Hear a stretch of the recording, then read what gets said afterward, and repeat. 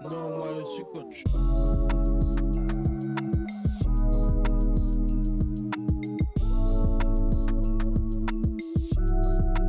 Moi je suis coach. Bonjour à tous, on se retrouve pour ce 22e épisode, cette fois-ci avec Fabien Pugeot. Bonjour Fabien, Bonjour. est-ce que tu vas bien? Écoute, je suis en vacances, donc je profite, je me ressource, donc tout va bien. Pour te présenter rapidement, est-ce que tu peux nous dire 2-3 mots sur toi?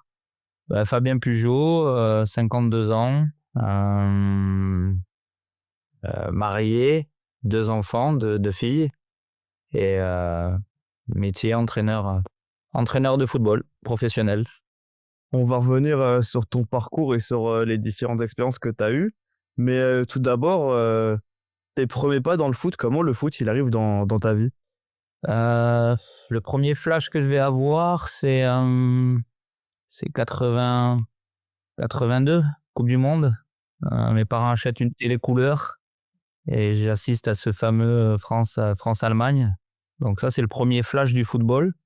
Et ensuite, écoute, je pense qu'on m'a offert un ballon tout jeune et j'étais malgré tout dans les Hautes-Alpes, donc pas une région de football, à Embrun, mais je me rappelle avoir ce ballon très souvent dans les pieds. Et puis je m'inscris en U10 à Saville-le-Lac. Voilà, je fais beaucoup de ski, mais c'est le football qui me procure des émotions. Donc voilà, beaucoup de moments avec les copains dans les champs à jouer. Voilà, donc le football débute là, le vrai football. Toi, t'as joué quand t'étais plus jeune? Ouais, ensuite, moi j'avais un père qui était chef d'établissement bancaire, donc on a beaucoup déménagé. Et puis ensuite, le moment où vraiment le football est devenu un football de compétition, c'est quand on arrive dans le sud-ouest. On arrive dans un petit village qui s'appelle Mousteil et il y avait qu'un sport, c'était le football. Donc du coup, je me suis inscrit dans le club. Et puis là, sport-études à Morsinx. Et puis voilà, le début de l'envie de vivre, cette passion devienne mon métier. Elle a pris forme au sport-études. Justement, au sport-études, dès le début, tu t'es orienté vers le coaching, c'est ça ou pas? Non, pas du tout. En fait, j'ai une relation avec le football classique pour un jeune, hein, cadets nationaux, junior. J'intègre la division 3 de Mont-de-Marsan puisque c'était le club phare à cette époque-là. Je fais quelques apparitions en division 3 et puis après le service militaire m'envoie sur la région de Bordeaux. Puis je fais joueur au niveau national, CFA2, CFA. Mais surtout un joueur qui aime le partage et qui aime partager des choses avec ses collègues. Et puis très très vite, dès mon service militaire, je passe mon brevet d'État. À 24 ans, je passe le DEF et puis très vite, ouais, je m'occupe de jeunes. Je suis responsable de l'école de foot. Je m'occupe des 18 ans du Stade Bordelais. Et puis quand le football, tu réfléchis à ta reconversion. Je rentre au service des sports de la mairie de Lormont et je suis joueur de R3 à l'époque, en fin de carrière. Il y a à peu près 30 et quelques années. 31 je crois, et puis ça se passe mal avec le coach, et comme j'ai les diplômes, le président Jacques Claude de l'époque de Lormont me propose de reprendre l'équipe, et puis on descend puisque la saison était mal embarquée, et puis derrière on fait 3 montées consécutives, on se retrouve en R1, je croise la famille Sané, les Yambéré, puis on monte en CFA2 avec un club très identitaire quartier, mais je prends beaucoup de plaisir. Et puis voilà, ça débute là en fait, réellement, le coaching. Tu as dit c'est à Lormont que tu démarres. Tu l'as dit, ça se passe mal avec le coach, c'est comment? En fait, le président, sur l'intersaison, il essaie de faire une équipe pour accéder. Donc à l'époque, ça s'appelait la division supérieure régionale, pour accéder à la R1. Et puis ça se passe pas super, voilà, les résultats sont pas top. Et puis le président, qui était malgré tout ambitieux et qui avait une vraie personnalité, sur la fin de saison, avant les 5 derniers matchs, il décide de pas garder son coach parce que on est relégable. Et puis, il se tourne vers... moi, j'étais joueur, donc j'ai fait entraîneur-joueur sur les 5 derniers matchs. Il se tourne vers moi, on a une bonne relation, on s'apprécie. Et puis, comme j'ai les diplômes pour, ben voilà, je me lance dans cette superbe aventure de gérer un groupe surtout. C'est du coup, toi, comment tu gérais le fait d'entraîner des gens avec qui tu avais joué? Ça devait être bizarre, non? Enfin, spécial en tout cas. Ouais, ça a été bizarre parce que, je m'étais pas préparé à... J'étais venu pour jouer dans un premier temps, donc je m'étais pas préparé encore à entraîner au niveau senior, puisque ce sera ma première aventure au niveau senior. Mais voilà, parce que j'aimais bien les gars avec qui j'étais, j'ai accepté ce challenge-là. Donc c'est un challenge difficile parce que pour être crédible, il faut être faut être le meilleur quasiment sur le terrain. Donc heureusement, mon niveau footballistique me permettait à ce niveau de maîtriser les choses. Et puis après, j'ai souhaité sur la deuxième année ne plus être du tout joueur parce que pour me consacrer réellement à pouvoir entraîner. Et, voilà, donc j'ai entraîné, oui, beaucoup de joueurs qui étaient mes collègues l'année précédente. Mais non, ça s'est très très bien passé parce que les résultats ont de suite été là. Donc les résultats, ça aide à la crédibilité du message surtout. Tu l'as dit, tu restes 8 ans, j'ai vu au club, et tu fais beaucoup de montées. C'est Oui, excellent de démarrer sa carrière comme ça. moi, franchement, c'est presque les meilleurs souvenirs que je peux avoir avec des jeunes joueurs qui ont une identité commune. Le football, c'est leur passion. Il n'y a pas d'argent dans ce club. Il n'y a pas de joueurs qui sont rémunérés. Et puis, on arrive à vivre surtout une aventure identitaire de la zone, la rive droite, la zone d'éducation prioritaire, où à travers cette activité, le football, il se crée quelque chose d'incroyable sur le plan humain, voilà, avec la ville, avec la rive droite entière, puisqu'il y avait la rivalité avec ce nom. Donc, non, c'est une aventure humaine incroyable. J'ai encore des amis avec qui je suis au téléphone, mes joueurs, Hatim Faras, Samir Bellemoire. J'ai beaucoup de joueurs en connexion, Mika Letar, beaucoup de joueurs en connexion de cette période-là, parce qu'ils ont vécu, je pense, une des meilleures périodes de leur vie de footballeur, parce que aujourd'hui, le club est en R2. Voilà, on a vécu 3 ans en CFA2, à jouer la réserve professionnelle de Bordeaux, de Toulouse, de Montpellier. Donc, non, c'est vraiment des souvenirs, des vrais souvenirs. Et puis, certains d'entre eux ont derrière eu une carrière professionnelle. Salif Sané, Lamine Sané, qui aujourd'hui est entraîneur adjoint à Bourges. Et puis, Cédric Ambéré. Donc, on a eu quand même un vrai moment agréable dans cette période-là. Et puis même pour toi, surtout, ça t'a développé en tant que coach, comme première expérience. Ouais, ça m'a développé parce que sur le plan du management, c'était pas simple. Heureusement, j'ai eu un super adjoint qui est arrivé, qui était Yacine, qui était un peu le grand frère de tous ces jeunes-là, parce qu'il travaillait à la collectivité à Senon. Et lui m'a beaucoup appris sur les codes, surtout sur les codes de communication, sur leur façon de fonctionner. Mais j'ai beaucoup appris. Ouais, j'ai vraiment beaucoup appris sur ces 8 ans. Et puis, après, on est arrivé à la limite sportive, financière de cette CFA2. La dernière année était difficile. On s'est pas maintenu. Et puis après, j'ai basculé sur le projet Bergeracois. Juste avant qu'on parle de Bergerac, j'ai noté que dans ton parcours, tu vas rejoindre en 2013 tu vas rejoindre en 2013 à la sélection des Comores. Comment ça se Oui. fait? Enfin, comment ça se déroule? Ouais, je pense que c'est ma première année, mes quelques premières semaines à Bergerac. Je pense que je me rappelle avoir demandé à mon président l'autorisation d'accepter ce challenge. Donc, je le remercie à cette époque-là. Il avait perçu que ça allait m'enrichir, donc de côtoyer un petit peu notre mentalité, des joueurs quand même quelques-uns professionnels. Et en fait, c'est très simple. C'est Amir Abdou qui est un ami, qui est mon témoin de mariage et qui est entraîneur en division honneur dans le côté Toulouse. Et lui, par des démarches personnelles, il arrive à obtenir la sélection. Et donc, il me demande, vu que j'ai un petit parcours, une petite expérience, il me demande de venir l'aider dans cette aventure. Et ça commence comme ça, jusqu'au moment où, en fait, avec Bergerac, ce n'était plus possible. Au moment où on est monté en CFA, Ok. c'était plus C'est possible trop compliqué de faire les deux? Ouais, c'était plus possible de concilier parce que j'avais loupé quand même. Je pense que c'est la première année de CFA, le président accepte encore que je sois adjoint. Et je loupe 2 matchs. Donc, bon, moi, j'étais un petit peu embêté par rapport aux objectifs, par rapport au fait que j'étais salarié à Bergerac. C'est moi-même qui j'ai pas poursuivi l'aventure avec les Comores. Cette expérience aux Comores, qu'est-ce qu'elle t'a apporté en plus? Ben, elle m'a très vite décomplexé parce que je me rappelle le premier rassemblement, on a comme entraîneur des gardiens Gilles Bourges. Donc Gilles Bourges qui était en instance, un peu comme je suis en ce moment, en instance de trouver un projet. Et donc par le biais de l'UNECATEF, il a obtenu la possibilité de venir avec nous en stage. Donc lui, l'année précédente, il était l'entraîneur des gardiens du PSG sous Ancelotti. Donc si tu veux, ça nous a permis de s'enrichir de beaucoup de choses.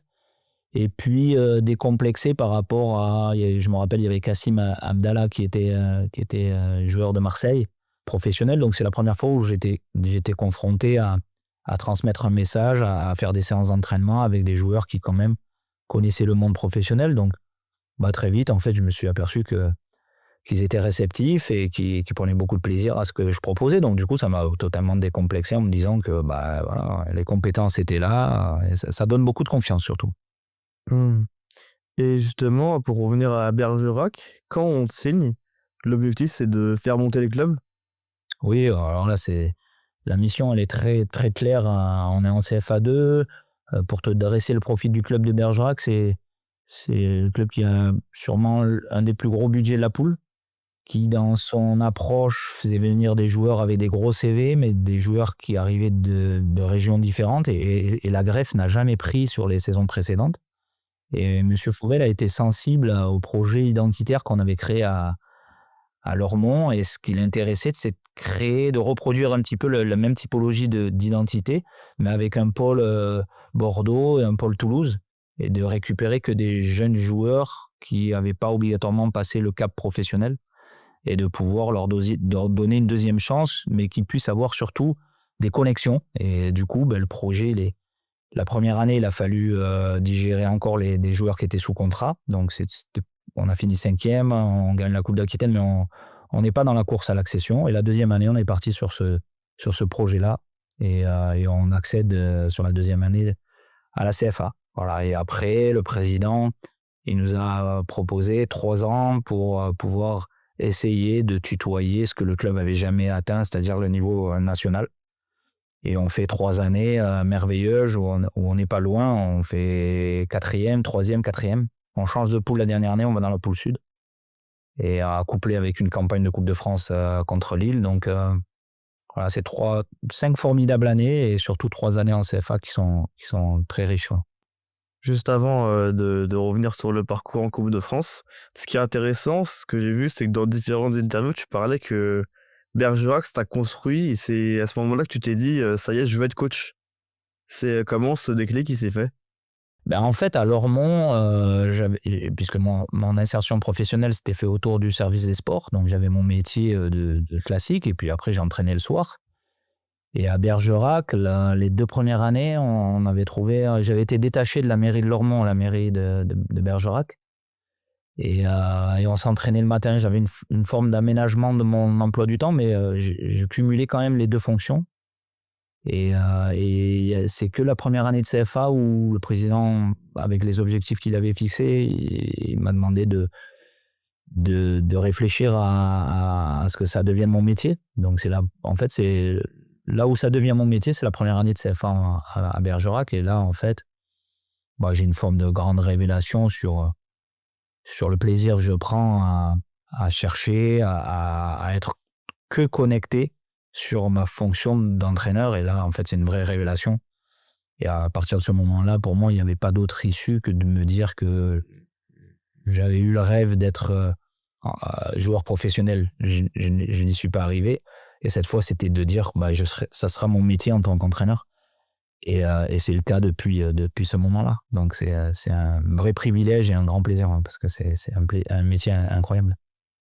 Justement, le parcours en Coupe de France, c'est ce qui t'a fait émerger un peu sur la scène médiatique. Tu peux nous raconter cette aventure? Le président était amoureux de la Coupe de France.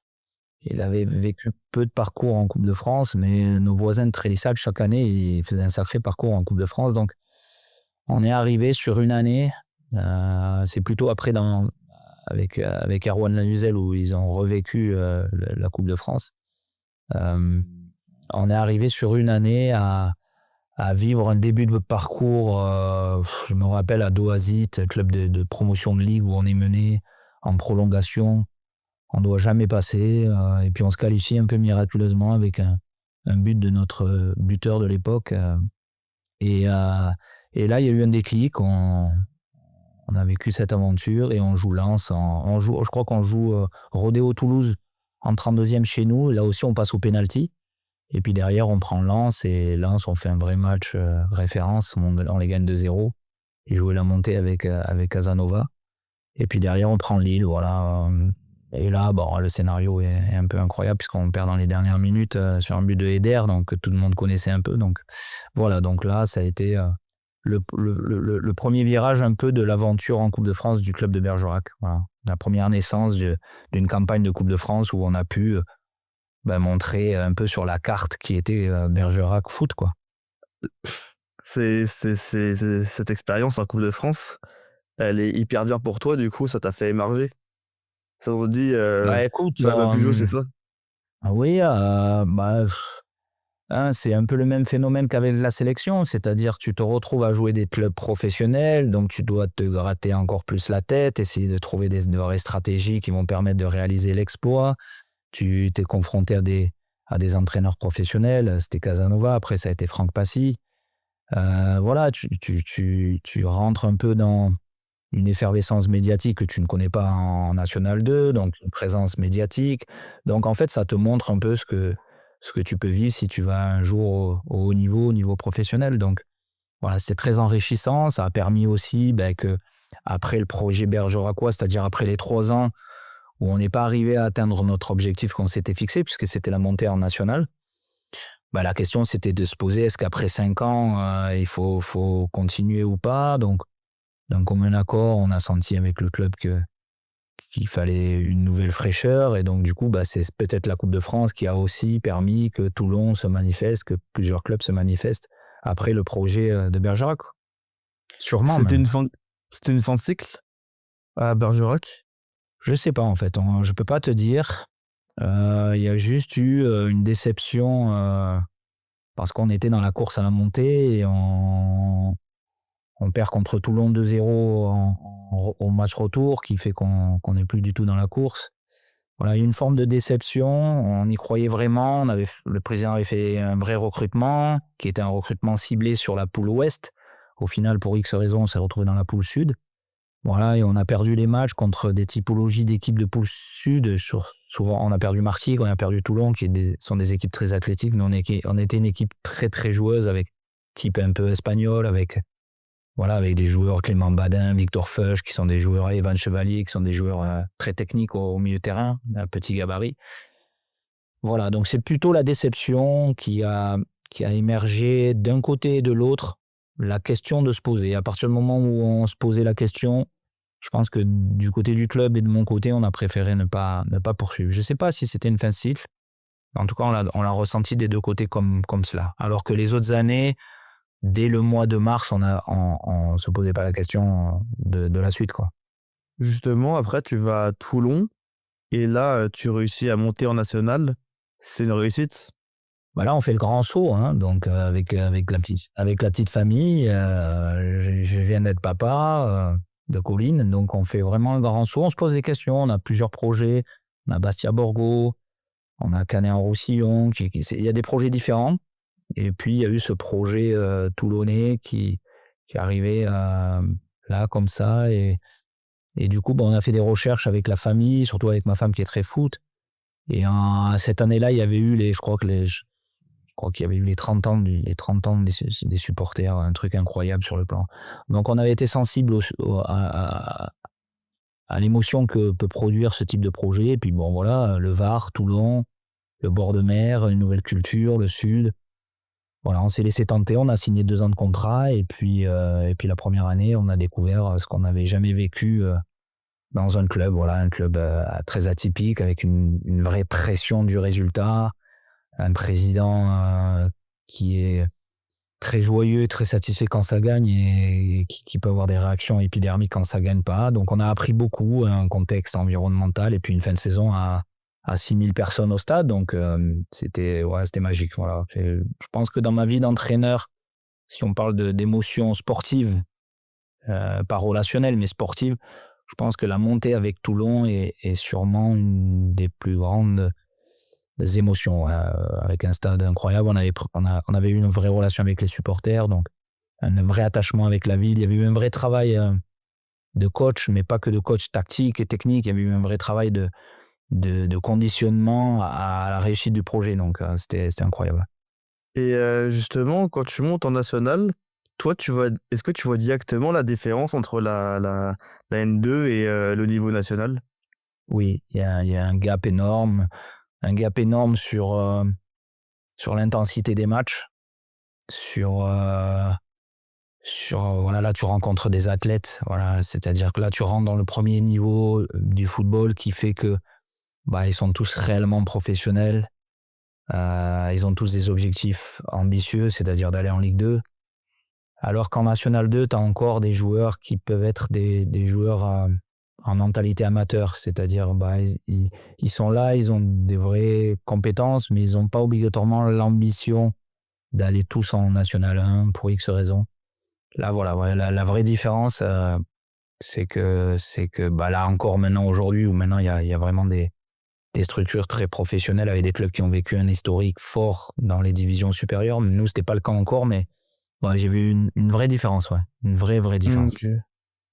J'ai vu dans différents documentations que toi, tu t'inspirais de l'étranger dans ta manière d'entraîner. Ça se traduit comment? En fait, il y a le moment où ça devient mon métier. Donc, il y a le moment où j'ai du temps. Et j'ai du temps pour... en fait, je suis plus du tout dans la même démarche, en fait. Avant, j'étais dans une démarche, j'ai un métier et j'ai un plaisir, c'était d'entraîner. Et puis, j'ai la démarche où ça va devenir mon métier. Donc, du coup, je m'imagine un plan de carrière, de l'ambition, le BEP, le diplôme pro à aller passer. Et donc, du coup, je rentre dans beaucoup de recherches. Voilà, qui je veux être, quelles sont mes convictions. Et tout ça, ça demande beaucoup de lecture. Et en même temps, il y a Pierre Sage qui a en même temps créé sa page sur Facebook. Il avait créé une page avec beaucoup de documents qui arrivaient où les formations fédérales, c'est des formations typiquement françaises où on est peu ouvert obligatoirement sur l'extérieur et qu'est-ce qui peut se faire ailleurs. Et lui, il avait mis une ouverture sur surtout la périodisation tactique, le modèle portugais, le modèle espagnol, comment ils s'entraînent, qu'est-ce qu'ils font. Et moi, j'ai été totalement conquis et convaincu par la suite que ça correspondait à qui je voulais être et ce que je voulais exprimer en tant que football et en tant qu'identité d'équipe. Donc du coup, voilà, je me suis façonné progressivement et puis ça a aidé puisque on avait mis une typologie de recrutement qui correspondait à tout ce qu'on pouvait lire. Donc avec mon staff, on s'est inscrit totalement dans ce type de recherche et Bergerac a été un vrai laboratoire pour nous où on a amplifié nos idées de jeu et c'est ce qui a fait aussi que je me suis aussi retrouvé à Toulon parce que voilà, on était sur du pressing, on était sur des ressorties, donc on était déjà sur ce qui est aujourd'hui est très présent, mais qui à l'époque était juste émergent. Et justement, tu as commencé à en parler, mais avoir les diplômes, c'est long. C'est un long processus. Moi, je suis sur un modèle plus ancien, donc moins long. On passait initiateur 1, initiateur 2, animateur senior. Moi, je l'ai passé en 3 semaines pendant ma période militaire. Et derrière, j'ai pu passer mon BE1. Donc, en l'espace de quasiment un an, je fais toute cette formation-là. Après, il fallait attendre 2 ans pour postuler au BE2, ce qu'on appelle le BE2, le DEF. Il fallait avoir une note, donc la note de 12. Donc, j'avais obtenu la note de 12. Donc, du coup, 2 ans après, je passe mon DEF. Et après, c'est plus long, par contre, pour la dernière étape, parce qu'il faut 5 ans. Comme j'ai pas de carrière professionnelle et j'ai pas 100 matchs en pro, il faut 5 ans entraîneur principal en national, donc à partir du premier niveau national, pour postuler. Et puis après, il n'y a que 10 places. Il y a beaucoup de monde du monde professionnel, donc il faut patienter. Moi, je ne me suis pas inscrit tout de suite, alors que j'avais les prérequis. C'est que, en fait, quand j'ai senti qu'à Toulon, quand on a joué l'accession, là, et je m'en rentrais dans le monde du national, je me suis dit, bon, il faut que tu penses à passer ce diplôme. Et donc, j'ai passé 4 sessions de tests avant cette dernière session où c'est assez particulière, puisque je suis pas reçu dans les 10, je suis 11e. Et au final, il y a Nadeau, donc Stéphane Nadeau, qui se désiste puisqu'il est avec les féminines, avec la sélection féminine du Maroc, et il peut pas avoir accès à la formation. Et du coup, je rentre dans cette formation en rattrapage. Donc voilà. Donc c'est un long parcours, hein. Un très long parcours, mais riche, et puis surtout avec une grande fierté d'avoir commencé en régional et de pouvoir accéder au diplôme pro. Ça, franchement, pour moi, c'est une vraie fierté, hein. Surtout qu'en plus, dans ta promo, il y a des grands entraîneurs qu'on connaît maintenant. Par exemple, je pense à Didier Digger ou Grégory Poirier ou encore Sonia Sobriant. Ouais, bah voilà, là, j'étais comme un enfant qui a son cadeau, quoi. C'est-à-dire les yeux émerveillés. J'ai passé une année formidable.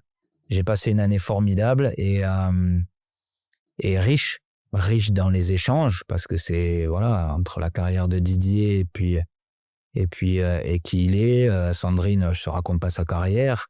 Il y a Greg. Bon, alors Greg, on s'était côtoyé comme adversaire, mais surtout c'est le coach émergent du monde amateur vers le monde professionnel. Et puis il y a Lilian Anis, voilà, il y a Baptiste Rizira et puis Evidira, qui sont eux de ma division. Donc il y a plein de choses. Colline, il y a plein de choses. Tu es toujours en contact avec eux? Ah oui, bien sûr, on a un groupe, on est une famille pour de longues années. Quand tu vis en immersion 1 an, seulement 10, ou on part en stage dans les clubs, c'est incroyable. C'est incroyable parce que voilà, on se connaît parfaitement. On va pas faire toutes tes expériences, mais après seulement 10 matchs en national à Toulon, tu vas être limogé. Ça se passe comment, ce limogeage? C'est le premier. Ouais, Donc, surtout. moi, j'étais plutôt en réussite depuis le début de mon aventure en tant qu'entraîneur. Et puis là, il y a une intersaison qui se passe pas super, parce que les relations étaient... Vu qu'en fait, dans notre montée en National 2, on a mal débuté. Donc en fait, si tu veux, tout ce début difficile a engendré des conflits. Et ça a perduré sur l'intersaison, ça a perduré sur le début de saison. Et donc, ouais, je vis mal ce premier moment. Heureusement, ma femme, qui est très proche, très bienveillante, elle me propose de partir à Aurillac. Tu vois, je pars dans un projet N3 quelques mois après. Il y a le Covid qui stoppe tout, mais voilà, ça m'a fait du bien, parce que ouais, j'ai très mal vécu, comme souvent, hein. De toute façon, je discute avec mes collègues. Le premier licenciement, il est difficile. Tu prends un uppercut, tu comprends pas. Surtout qu'il n'y a pas de temps après la montée. C'est au bout de 10 matchs, on fait 6 nuls et 4 défaites. Les défaites c'est des défaites courtes, mais voilà, c'est comme ça. Donc ouais, je vis très mal. Tu vas avoir un nouveau rôle quand tu es à Saint-Malo. C'est qu'en plus d'être entraîneur, tu vas être vraiment manager. Cette expérience, elle t'ouvre les portes d'un nouveau monde? Mais écoute, voilà, il y a des projets qui s'ouvrent. Le projet Saint-Malo s'ouvre, donc du coup, je postule. Je passe un long entretien avec des gens avec beaucoup de réflexion.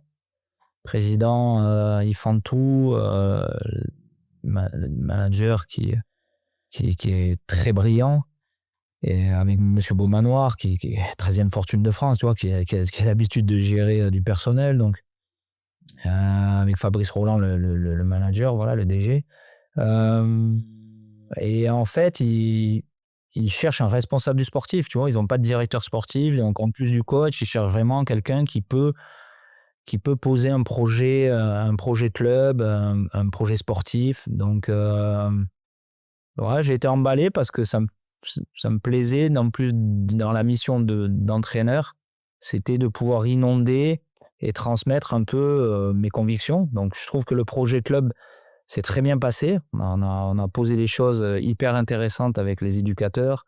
On a fait évoluer un peu la structure sur une salle de performance, sur une salle vidéo, sur un open space avec de la documentation. Non, c'était assez intéressant. Par contre, ouais, voilà, il y a eu une crise de résultats. Sur la première année, il y a le Covid, donc le championnat s'arrête. Et puis, on fait une vraie erreur, c'est qu'au final, on travaille beaucoup dans le Covid avec le groupe. Et puis, à la fin de saison, on fait quand même des entretiens et on sent pas les joueurs sur de l'ambition sur les entretiens. On décide de modifier totalement le groupe. On avait bossé en amont, mais au final, beaucoup de joueurs se désistent et on doit faire un recrutement tardif et ça prend pas. Donc, la crise de résultats a fait que ça s'est mal passé. Donc là, on est sur un cumul de 2 projets où ça se passe pas super. Mais celui-là, je le vis beaucoup mieux parce que j'avais tout donné. J'avais donné toute mon énergie et voilà, et je l'ai mieux appréhendé parce que aussi tout de suite, j'ai pu basculer de nouveau avec mon collègue Amir Adou sur une sélection. Voilà. Quand j'ai été licencié, lui, il a pris une nouvelle sélection et il m'a appelé de suite. Donc j'ai pas eu ce moment de quelques mois où tu t'es chez toi et tu réfléchis. J'ai pas vécu ce moment-là. Donc Ouais, justement, ça te permet d'avoir une nouvelle bouffée d'air frais, quoi. ouais, tout de suite dans un projet totalement différent, incroyable, c'était super. Là aussi avec des joueurs de nouveau d'un nouveau calibre, des joueurs de Ligue 2, donc avec un super projet dans des structures voilà où j'ai trouvé très professionnel en Afrique. Voilà, donc j'ai pas réfléchi, tout de suite j'étais dans un nouveau projet, dans un nouvel habit que j'ai épousé et sur lequel je me suis donné et ça s'est bien passé puisqu'on a gagné les premiers matchs, donc voilà. Ça qui est intéressant dans ton parcours, c'est que je trouve que tu arrives toujours à rebondir, à trouver une nouvelle aventure parce que même après, quand tu es à Gaulle, c'est c'est un grand club que tout le monde connaît. Ben écoute, après quand j'étais en Afrique, la difficulté c'est que il fallait que je reste beaucoup en Afrique. Il y avait pas juste je venais pour la sélection et en fait je pouvais j'avais ma fille qui avait 6 ans à l'époque, je me voyais pas en tant que papa me retrouver très loin de ma famille. Donc du coup, on a agi sur le mécanisme de recherche. Voilà, j'ai pris des conseillers qui m'ont aidé sur des recherches et il y a eu l'opportunité Vol FC et là pareil, on a fait plusieurs entretiens, on a fait 4 entretiens. Les 3 premières visio, le dernier, il a fallu que je prenne l'avion, j'ai fait aller-retour Nouakchott, Lyon, Nouakchott et puis ça s'est bien passé, voilà.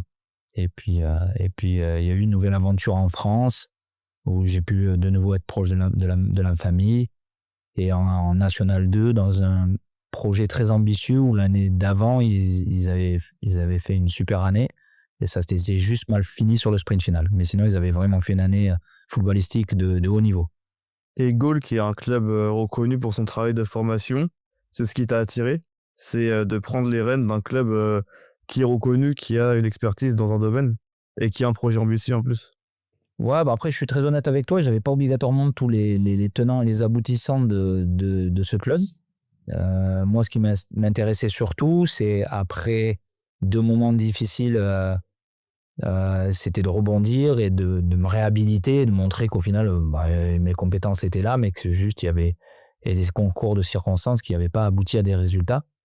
C'est ça. Et ensuite, j'ai découvert ce club-là, voilà, avec les 6 villages qui sont réunis et toute cette formation faite autour de ce club. Donc, ouais, j'ai aimé l'état d'esprit et la mentalité de ce club. Je trouve que ça ressemblait un peu à ce qu'on avait vécu en termes de mentalité à Bergerac. Donc, ouais, j'ai vraiment aimé. Et puis, ça s'est de nouveau très bien passé sur la première année, quoi. Justement, tu peux nous dire comment le club il travaille avec les 4 villages qui regroupent?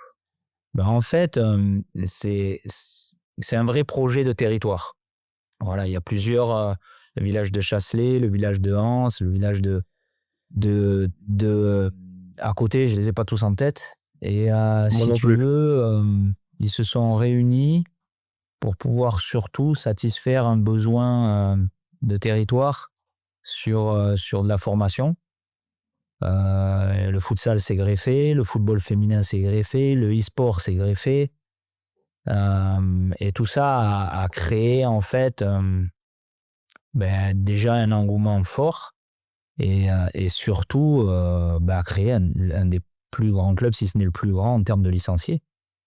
Donc, de vraies obligations de compétences. Voilà. Et j'ai trouvé, je me rappelle la première présentation qui a été faite lors de l'Assemblée générale, j'étais émerveillé de voir le travail réalisé. Ouais, donc c'est un vrai gros projet, mais qui perdure, parce que pour l'instant, il perdure et qui a permis aussi à la vitrine de basculer dans la première fois de son histoire en National 1. Donc si tu viens à Chasselet et tu te dis qu'on a joué contre Sochaux, Le Mans, tu te dis, ah ouais, là, il y a vraiment quelque chose de pas normal. Et le pas normal, il est lié aussi à tout ce concept de territoire. Ouais. Justement, toi, tu le fais monter en National 1. C'est hyper bien pour toi.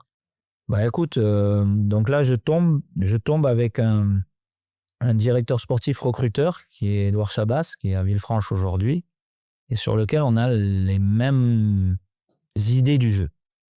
Donc, du coup, lui, c'est un expert du recrutement. Les erreurs qu'on avait fait à Saint-Malo, voilà, moi, j'avais pas obligatoirement l'expertise du recrutement. Lui, c'est un expert du recrutement. Et il arrive à mettre en place une équipe qui correspond à ce que j'ai envie de mettre sur le terrain. Et ça prend pas forme sur la prépa, mais ça prend forme dès le début du championnat. Et là, oui, on a des matchs références de haut niveau, à plus de 600 passes. Un jeu de position incroyable avec des joueurs, Loïc Dufaux qui avait vécu 2 montées avec Le Puy, Enzo Real qui avait connu la Ligue 1. Donc on a vraiment Florian Raspantino qu'on récupère en fin d'été. On a vraiment une équipe sur le plan humain, sur le plan footballistique, où on pratique un football, le football que les gens aiment et qui en plus débouche sur des résultats et une fin de saison avec ce match aux Herbiers, avec cette opposition avec les Herbiers qui étaient une grosse équipe qui jouait aussi très très bien au football, et on va gagner là-bas, qui nous permettent d'accéder dès la première année. Donc il y avait cette année-là, j'ai le souvenir d'une poule avec Romorantin, Saumur, avec des idées de jeu, des équipes incroyables dans le jeu de position. C'était magique sur le jeu. Voilà. Là, cette montée, elle est magique. Toulon, elle était magique dans l'émotionnel et la relation avec les supporters et l'histoire du club. Là, elle est magique dans tout le football qu'on avait mis en place à Bergerac, qui avait fonctionné, mais qui n'avait pas permis d'accéder au national. Là, à Gaulle, on pratique un football et on accède, et on va découvrir ensemble l'AN1. Et le national, Malheureusement, l'année où il y a encore 6 descentes. On va y venir. Mais toi qui avais déjà vécu un peu plus tôt, on l'a dit, le national, là, le national, il a bien évolué en 2023. Tu le ressens à la fois encore plus dans le jeu et au niveau financier, que les nouveaux arrivants qui sont en national, ils sont là pour gagner avant tout. Oh oui, là pour nous, on va même pas en national. Pour nous, on va en Ligue 2 bis. C'est-à-dire là, on rentre et on va jouer Sochaux, Dijon, Nîmes. Voilà, c'est ces clubs-là certains qui descendent. On va jouer Le Mans. Enfin voilà, là, on rentre pour nous dans un monde qui est un monde incroyable. Et c'est pas ce qu'on avait vécu avec Toulon. Avec Toulon, on avait senti que il y avait des machines de guerre, mais il n'y avait pas encore tous ces clubs professionnels de prestige. Il y avait beaucoup encore de clubs, on va dire, mixtes, qui peuvent travailler comme des professionnels, mais qui n'ont pas le statut professionnel. Là, on se retrouve avec 9 statuts professionnels. Et puis on joue nos premiers matchs complètement décomplexés. On joue pas chez nous, on joue plutôt à Saint-Priest. Et puis on fait un début, au final, comme on est décomplexé, on fait un début qui est satisfaisant, pardon. Tu vois, regarde ça, j'ai failli renverser le siège, qui est plaisant pour nous dans ce qu'on veut faire en termes de jeu, parce qu'on essaie de continuer notre identité de jeu, mais tout en ayant quand même une réflexion dans l'acte défensif, dans le bloc qu'on veut mettre en place différente. On était plutôt dans un registre en 4-3-3 l'année de notre National 2, et très vite on a quand même senti que vu la qualité du jeu long qu'il peut avoir en national, la défense à 5 allait nous permettre d'être plus hermétique. Voilà, donc on change d'organisation, Mais dans l'idée, on ne change pas obligatoirement notre envie de produire du jeu, de faire des ressorties. Elles étaient présentes quand même. Justement, tu l'as dit, c'est l'année où il y a beaucoup de descentes. C'était stressant, là, d'avoir la pression du résultat. Bah oui, parce qu'en fait, la difficulté de ces 6 descentes fait que très très vite, toutes les équipes pensent points. Alors que quand tu as moins de descentes, tu vas avoir une première partie de saison où tu vas penser jeu, projet de jeu, et puis tu vas plutôt sur la deuxième partie commencer à avoir une réflexion de te se dire, bon voilà, maintenant on va jouer le maintien, on va jouer la montée, comment on fonctionne. Là, dès le début de saison, on sentait beaucoup de matchs fermés avec des équipes qui sont obnubilées par les points parce qu'elles n'ont pas envie de se retrouver dans une difficulté, avec des clubs qui, malgré tout, sont des clubs de haut standing qui se retrouvent en difficulté. Donc, voilà, un championnat très difficile sur lequel nous, toute une première partie jusqu'au mois de novembre, on ne se pose pas la question du maintien. Et puis, à partir de novembre, on rentre dans une difficulté d'obtenir des résultats chaque vendredi pour essayer de se maintenir. Aujourd'hui, on parle beaucoup de faire du national une Ligue 3. Pour toi, c'est obligatoire? Pour moi, c'est obligatoire. Alors, en fait, la difficulté, c'est qu'on est dans un tel contexte financier. Voilà, en ce moment, en Ligue 1, en Ligue 2, qu'il n'y a pas obligatoirement une volonté de la Ligue de football professionnel d'avoir une forme de solidarité et qui va faire que ça va améliorer la Ligue 2 et la Ligue 1, puisqu'aujourd'hui, combien de joueurs de national se retrouvent aujourd'hui à permettre à des Ligue 2 et des Ligue 1 de performer? Je t'en citerai plusieurs. Mais pour moi, dans la structure du championnat, oui, parce que la difficulté du national, c'est dur d'y rester longtemps. Parce que tu perds sûrement plus d'argent que tu en gagnes. Donc je pense qu'aujourd'hui, dans la réflexion d'ensemble, de globalité de nos 3 championnats, si on prend les championnats étrangers, aujourd'hui, la 3e division est professionnelle. Donc, je pense qu'aujourd'hui, et je pense que c'est le chemin que notre président de la fédération, M. Diallo, a fait, c'est de se dire qu'il faut que ce championnat, vu que 10 équipes sont professionnelles, ça devient un championnat professionnel. Donc, je pense que le chemin est pris pour que ce championnat-là devienne un championnat professionnel. Maintenant, comment, dans quel mécanisme, je ne sais pas, mais en tout cas, l'idée est là et la volonté de la Fédé est là, la volonté des présidents de club est là. Voilà, maintenant, la bulle économique du monde professionnel fait qu'il va falloir se battre pour une forme de répartition, même si c'est minime, des droits TV, quoi. Après 2 ans à Gaulle, déjà, pourquoi tu quittes le club au bout de ces 2 années? En fait, on descend. Donc, quand tu descends, il faut que tu fasses une vraie remise en question. Parce qu'il me restait 1 an de contrat, hein, est-ce que tu vas avoir l'énergie de pouvoir être celui qui va redonner l'enthousiasme, l'ambition de, en tout cas, remonter ou se maintenir? Mais remonter, parce que je suis ambitieux, donc la volonté, c'était de remonter. Donc, c'est cette question qui s'est posée. La même année, je sors du BEPF, donc c'est-à-dire ça y est, je suis diplômé, j'ai le diplôme professionnel qui peut me permettre d'entraîner en national 1. Je me pose la question, je me dis, mais comme je descends, je pense pas qu'il y ait un club de national 1 qui va miser sur Fabien Pugeot parce que c'est un entraîneur qui vient de descendre. Donc du coup, je rencontre mon président, on échange ensemble. L'énergie est pas là, donc les questions se posent. Et donc, je lui pose la question, est-ce que malgré ma dernière année de contrat, je peux partir? Au final, sur la N2, oui. Sur la N1, il y a l'aspect financier qui peut rentrer en considération, c'est-à-dire que le club qui me veut me paye. Et donc, du coup, je me pose la question en N2, qu'est-ce qui pourrait m'intéresser? Au final, dans le même timing, il y a Cannes qui s'ouvre, club historique, un peu le remake de Toulon, c'est-à-dire un club historique qui peut vite monter. Donc, je me pose la question. Je pense que je me précipite un peu. Je pense que je manque de confiance en moi, en tout cas sur la Nationale 1. Et puis, au moment où je rencontre les dirigeants de Cannes plusieurs fois sur 2-3 entretiens, au final, ils sont assez sensibles à mon profil puisque j'ai 2 accessions. Donc, pour eux, c'est garant en tout cas d'une saison d'un coach qui connaît la montée, puisqu'ils veulent monter en 1 an, en tout cas vite. Et je m'engage. Et à partir du moment où je m'engage, s'ouvre la Nationale 1, ce qui est incroyable en fait en timing. Dijon s'ouvre, puisque le DG de Dijon est un ancien joueur que j'ai eu, puisque c'est Paul Fauvel, que j'ai eu à Bergerac. Donc on a une connexion, il est assez sensible à mon profil. Au final, il y a d'autres projets qui peuvent s'ouvrir par mes conseillers. Mais comme je me suis engagé, c'est assez compliqué. Bon, je me suis engagé sur 1 an à Cannes, s'ouvre 2 ans à Dijon. Franchement, je te cache pas que je suis dans la réflexion de faire machine arrière, mais l'engagement est important pour nous, la famille, pour moi. Donc du coup, on reste sur cet engagement-là.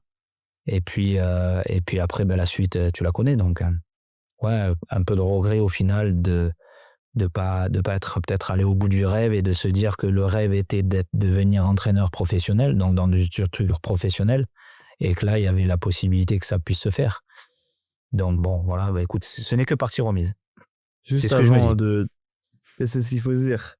Juste avant de parler, de continuer à parler de Cannes, toi, quand ils t'appellent, justement, les dirigeants, ils te mettent en avant le projet qui est assez ambitieux. Oui, en fait, quand il s'ouvre, comment ça se passe? Tu passes par des connexions, ce qu'on appelle un peu les influenceurs qui te permettent d'obtenir l'entretien. Et oui, la présentation, elle est... De toute façon, j'ai lu la presse, donc investisseurs américains qui détiennent l'Aroma, 5 ans pour remonter dans le monde professionnel, en Ligue 2, un gros budget. Voilà, donc le projet en lui-même est l'un, si ce n'est le plus gros projet de N2, avec peut-être Fleury en région parisienne et Bordeaux, puisque Bordeaux s'est retrouvé en National 2. Donc c'est un peu les 3 projets qui sont les plus gros. Donc je suis assez sensible au discours de Félicien Laborde et de Sébastien Pérez. Voilà, je viens visiter les installations. Le terrain est un terrain hybride, un terrain de Ligue 1.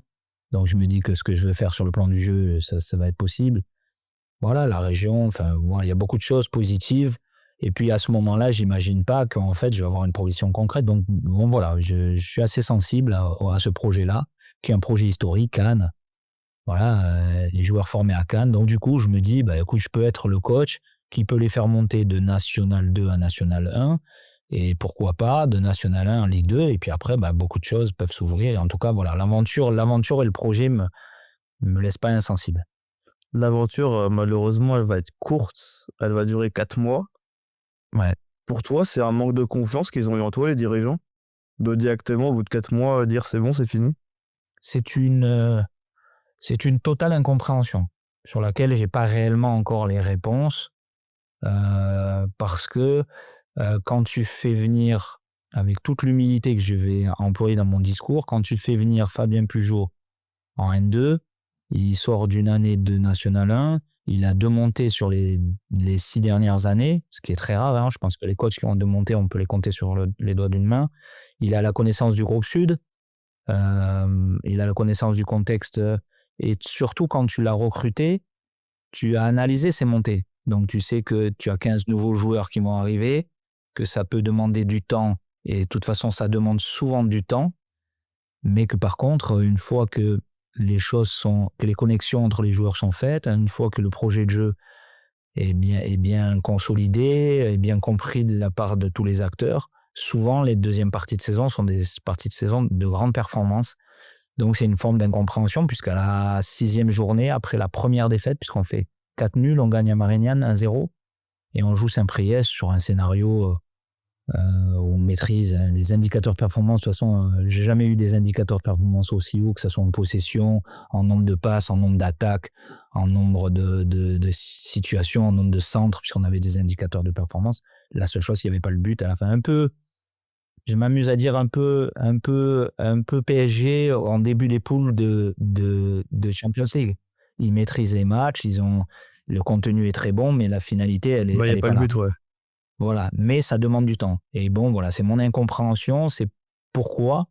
Et si par exemple ça monte pas à la fin de l'année, malgré que Damien, je le connais très bien, donc il aura fait de grandes choses, mais je me dis, écoute, moi, je pense que j'aurais été capable de le faire malgré un début où, au final, on avait ciblé l'adversaire numéro 1, c'était le Puy.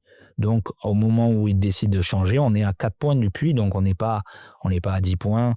On savait que dans cette poule-là, c'était vraiment le Puy qui serait le gros adversaire. Donc, ouais. Après, par contre, je le prends beaucoup mieux. Pourquoi ? Parce que j'ai passé ma formation BEPF, donc on a eu un travail psychologique sur ces moments-là. Donc, c'est acté, voilà. Puis, j'ai pas de regrets parce que j'ai tout donné. Mes indicateurs sont très bons. Il y a que 2 indicateurs qui sont moyens. C'est les east goals, peut-être. Voilà, on peut faire mieux sur ce domaine-là et surtout le réalisme. Sinon, tous les indicateurs, tout ce qu'on avait voulu mettre en place, ça s'est mis en place. Sur la période d'été en prépa, on avait été très bons. Les joueurs, j'ai une très bonne relation, ça s'est bien passé, voilà. Et puis après, après, tu vois, ça a pris. Alors Damien a été ça a été un technicien avec beaucoup d'expérience qui est arrivé à trouver les leviers supplémentaires, mais ça a pris. Donc tout le travail qui avait été effectué en prépa, c'est pas un travail qui a servi à rien, tu vois. Ce qui est intéressant dans ton parcours, c'est que tu arrives toujours à rebondir et à avoir, que, comme j'en parlais tout à l'heure, une bouffée d'air frais. Là, tu vas retourner quelques mois à Gaulle. Tu voulais pas prendre de vacances? Tu voulais vraiment être sur le terrain? Écoute, j'avais quasiment jamais pris de vacances. Je suis un très grand passionné, donc c'est-à-dire que pour moi, en fait, être en poste n'est pas être au travail. C'est prendre beaucoup d'émotions, de plaisir, de partage, de recherche, d'analyse. Donc, c'était difficile pour moi de me projeter, de me dire qu'après, j'allais attendre. Et c'est peut-être ce qui m'a fait plusieurs fois tort. Au final, Châteauroux s'est présenté. Donc, là aussi, après, ce qui s'est greffé, c'est que sur le plan familial, j'ai eu un petit souci avec ma femme, donc qui a eu quelques problèmes de santé, donc ça a compté. Donc, du coup, j'ai pas obligatoirement répondu au projet de Châteauroux. Et puis après, il y a eu une problématique un peu dans l'ancien club où j'étais. Le président a pris contact avec moi, m'a demandé de voir si ça pouvait m'intéresser. Le président, c'est celui qui, quand même, sur le plan humain, on avait une montée ensemble. C'est celui qui a financé une grande partie de mon diplôme pro. Voilà, écoute, je me sentais un peu redevable, et puis je me suis dit que j'en avais besoin, après Cannes, de me retrouver en famille, puisque là-bas, c'est ma famille. Voilà, donc du coup, j'y suis allé sans trop me poser de questions, me disant, écoute, ils ont besoin de moi, j'y vais. Moi, je compte pas. J'y vais, je sens que je suis capable. Bon, au final, c'est greffé des points de pénalité, une situation sportive vraiment difficile. Et puis voilà, j'ai senti le besoin de revenir auprès de ma famille, surtout de ma femme, qui, je pense, en avait besoin. Et voilà, donc du coup, au moment où janvier, où avec le président, on s'était dit, il faut bien débuter janvier, faire une série pour croire au maintien.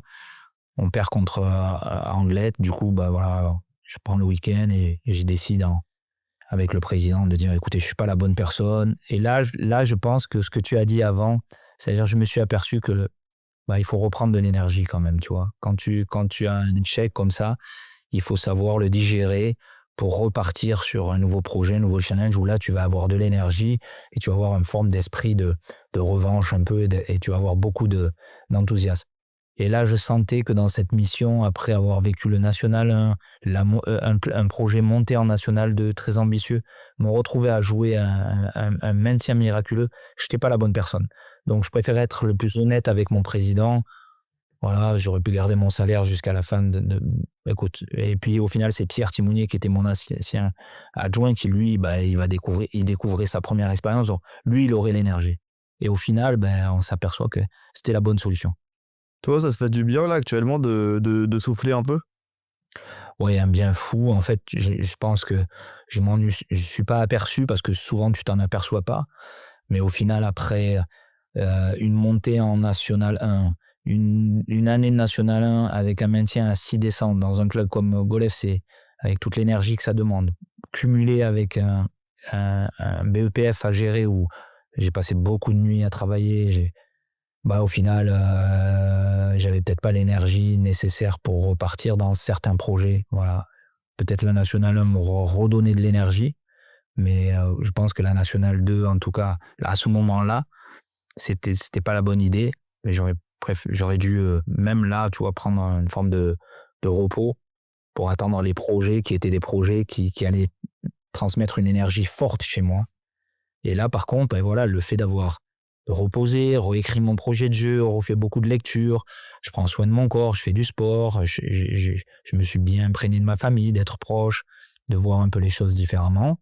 Bah là, ça y est, je suis vraiment prêt et là, j'ai vraiment beaucoup d'énergie, d'enthousiasme, je le sens chez moi, tu vois, je regarde le sprint final là, en National 2, en National 1, enfin voilà, je prends beaucoup de plaisir et je sais que dans quelques semaines, le téléphone va ressonner, les projets vont se proposer, voilà, j'ai mes conseillers qui sont là et qui font un travail formidable.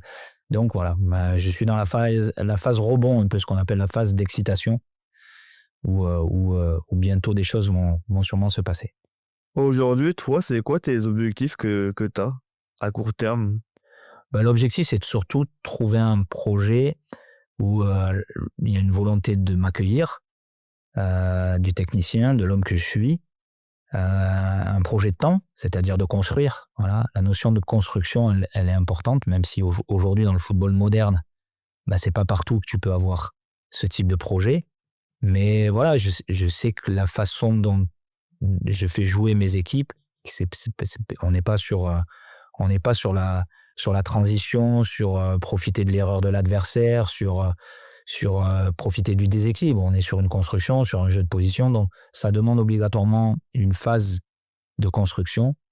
Donc je vais être surtout attentif à ce type de projet, voilà, à ce type de projet qui a souvent fait ma réussite, voilà, c'est-à-dire à accepter qu'il y ait quelques mois sur lesquels il faut qu'il y ait la phase de digestion. Et je prends souvent ce parallèle parce que c'est celui qui parle à tout le monde. C'est Luis Enrique en Ligue des Champions. Voilà, c'est vraiment pour moi l'exemple typique où, imaginons à ce moment-là où mon premiers résultats ne sont pas satisfaisants, on perd patience et on change de technicien parce qu'on estime qu'on n'est pas dans les objectifs. Et regarde l'erreur qui aurait été faite et regarde derrière ce que quelques semaines, quelques mois après un match City où là aussi tu passes entre un 2-0 à une victoire.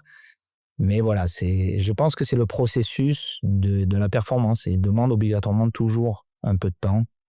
Et j'en ai d'autres à Bibey avec le Restart, ça a demandé du temps et voilà ce que ça a donné. Il y a plein d'autres clubs. Aujourd'hui, on parle de Strasbourg, mais Strasbourg a eu sa petite période en octobre très complexe. Et par contre, c'est resté très calme, très aligné, voilà. Et aujourd'hui, voilà, il y a tout le travail qui se voit. Voilà, il y a plein d'exemples. Arsenal avec Arteta, Ah oui, il faut durer dans le temps pour faire éclairer voilà, le projet. il y a plein d'exemples. Et je pense qu'aujourd'hui, tous les clubs qui arrivent à performer dans leurs objectifs, c'est des clubs qui sont alignés et qui, en tout cas, une forme de grande confiance entre le technicien, le directeur sportif et le président. Voilà, ils sont vraiment alignés. Et ça va être ça que je vais rechercher, surtout. Juste avant de conclure cet épisode, toi, ton objectif, si demain, tu as un objectif de carrière, il se réalise, ce sera quoi? Écoute, à partir du moment où tu décides d'aller au BEPF, c'est-à-dire de franchir l'étape du diplôme professionnel, c'est pas obligatoirement pour penser que tu vas entraîner toute ta vie en National 3 ou en National 2. C'est que tu as l'objectif de te fixer, de rentrer dans ce difficile monde professionnel. Voilà, ça c'est l'objectif. Après, l'atteindre, c'est autre chose. Après, se donner les moyens, c'est essayer dans mon profil à moi, c'est d'essayer de trouver des projets qui vont me permettre de pouvoir accéder. C'est-à-dire, si c'est un projet National 2, c'est de pouvoir accéder en National 1. Si c'est un projet National 3, c'est de pouvoir accéder à la National 2, puis à la National 1. Et puis, s'il y a le projet National 1, c'est de pouvoir se dire qu'avec du temps, on peut accéder à la Ligue 2. Voilà, c'est surtout ce type de projet. Après, très sincèrement, aujourd'hui, si toute ma vie, je dois rester en National 3, National 2, ça ne sera pas un échec parce qu'au final, je fais le métier que j'aime. Voilà, l'objectif partage. Maintenant, aujourd'hui, oui, sur les quelques années qui vont arriver, ça sera d'essayer de se donner les moyens de pouvoir accéder je ne sais pas si on peut dire un rêve, c'est un rêve de départ. Maintenant, c'est plus un rêve, c'était un rêve de départ de se dire que voilà, tu peux ne pas te donner de limites. L'exemple typique pour moi, et je le cite très souvent, c'est Pélissier. Voilà, Pélissier qui a commencé en DH et qui aujourd'hui est en Ligue 1, qui est un exemple incroyable. Pierre Sage est un exemple, alors qui est un peu un contre-exemple parce que à lui, il a fallu que ce soit un Américain qui lui donne la possibilité de s'exprimer dans un club top 5. Mais voilà, tout est possible dans le sport. La remontada de Barcelone a montré que tout est possible. Donc, Moi, je vais voilà, te tout souhaiter est de retrouver possible. un club je vais te souhaiter de retrouver un club la saison prochaine. Et on va se quitter là-dessus. Merci Fabien Bugeaud. Ben, merci à toi de ce moment d'échange de football qui est très agréable pour moi. Et À plein de bonnes bientôt. choses pour la suite, pour toi aussi. Non, moi je suis coach.